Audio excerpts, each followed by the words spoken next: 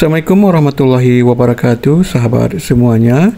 Saat ini kita lagi berada di daerah Slimom, Kabupaten Aceh Besar, tepatnya di tempat lokasi kuliner yang berada di sisi Jalan Banda Aceh Medan.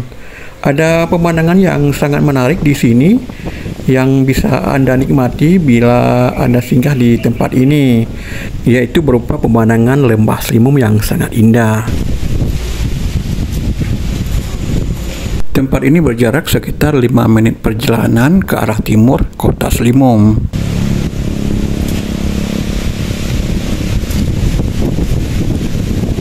Lokasi kuliner dan wisata yang sangat indah ini biasanya menjadi tempat favorit bagi para pelintas Jalan Banda Aceh Medan untuk istirahat sambil menikmati kuliner.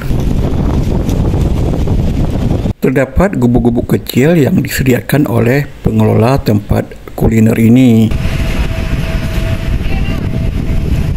Dan Anda juga bisa memesan aneka kuliner yang bisa Anda dapatkan dengan harga yang sangat terjangkau.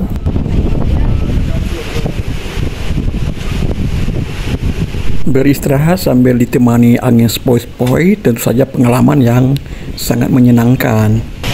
Jadi apa duduk tu, Itu Ponang. Ponang tu Ponang. Ya. Kita pos kira bunga. Kira bunga buka. Awal-awal kedai ke mau piu kan? Yang kalinya wah tak piu ini tinggal dulu kan? Ya. Apa mesti awal? Kelapa muda nanti ya.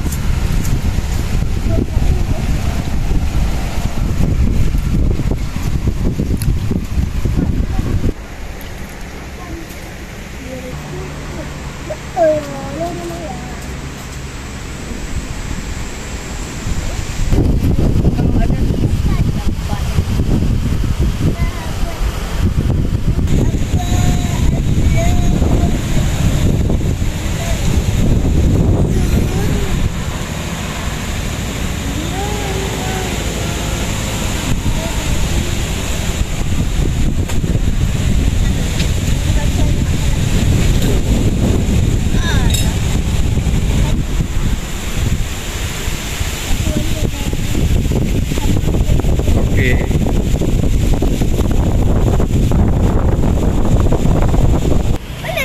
Dah memangnya lah. Mak, ayam betul lah. Ayam putih buka lah jendela.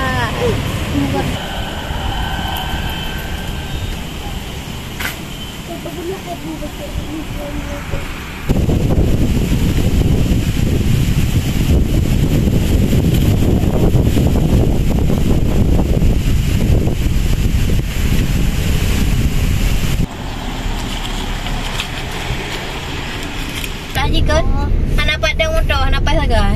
Tak ada.